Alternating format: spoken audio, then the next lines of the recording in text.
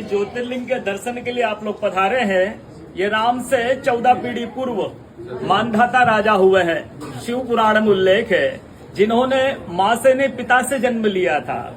उनकी तपस्या से ये शिवलिंग प्रकट में स्थापित लिंग नहीं है। जिस प्रकार आरती करते हम प्रण अक्षर के मध्य, ओम अक्षर के मध्य, यह तीनों एका, जय शिव ओंकारा।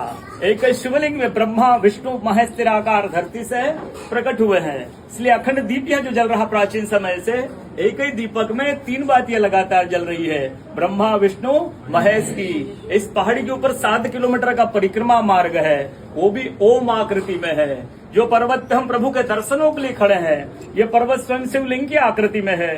चारों तरफ नर्मदा मैया जलेहरी बनकर बह रही है। पूरे 12 ज्योतिर्लिंग में शयन आरती होती है, लेकिन बाबा का विश्राम ओंकारेश्वर ज्योतिर्लिंग में है, तो उनके शयन के लिए झूला पल्ला चौपड़ पासे बिछाए जाते हैं। बाबा यहाँ विश्राम करके 3 बजे रात उठकर महाकालेश्वर जाएंगे, वहाँ स्नान करेंगे।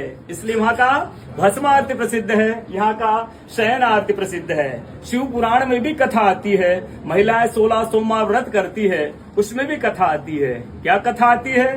प्रतिदिन भोलेनाथ आते हैं, माँ के साथ विश्राम करके ब्रह्म मुहूर्त में उठकर चले जाते हैं। एक दिन जब भोले बाबा माँ के साथ पधारते तो माँ पुजारी से पूछती, पुजारी हमें विश्राम के लिए जा रहे हैं, चौपड़ पासे में किनकी जीत होगी? पुजारी बोलते कि आज ही भोले बाबा जीतेंगे।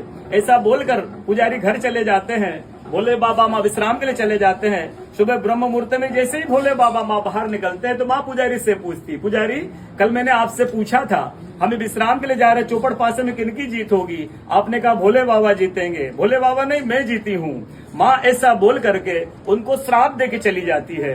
उनके तुरंत पश्चात अप्सराएं शिवलिंग पे जल चढ़ाने आती, तो अप्सराएं पुजारी से पूछती, पुजारी अस्वस्थ क्यों हो गए? आप तो ठीक थे। फिर पुजारी बताते हैं, प्रतिदिन भोले बाबा माँ के साथ विश्राम करके चले जाते थे। कल भोले बाबा माँ के साथ पधारे, माँ ने मुझसे पूछ लिया, पुजारी हमें विश्राम के लिए जाएंगे, चौपड़ पासे में किनकी जीत होगी? मैंने कहा भोले बाबा जीतेंगे। भोले बाबा ने माँ जीत गई, माँ मुझे श्राप देके चली गई। अप्सराएं बोलती, चिंता न करो, हम अंदर जाकर शिवलिंग की पूजा करके आते, फिर इसका उपाय बताएंगे। अप्सराएं अंदर जाकर के शिवलिंग की पूजा करके बाहर आकर बोलती, पुजारी आप 16 सोमवार व्रत कीजिएगा, व्रत करते ही स्वस्थ हो जाएंगे, व्रत करते ही ठीक हो जाएंगे। ये वो कथा का दर्शन प्रतिदिन होता है।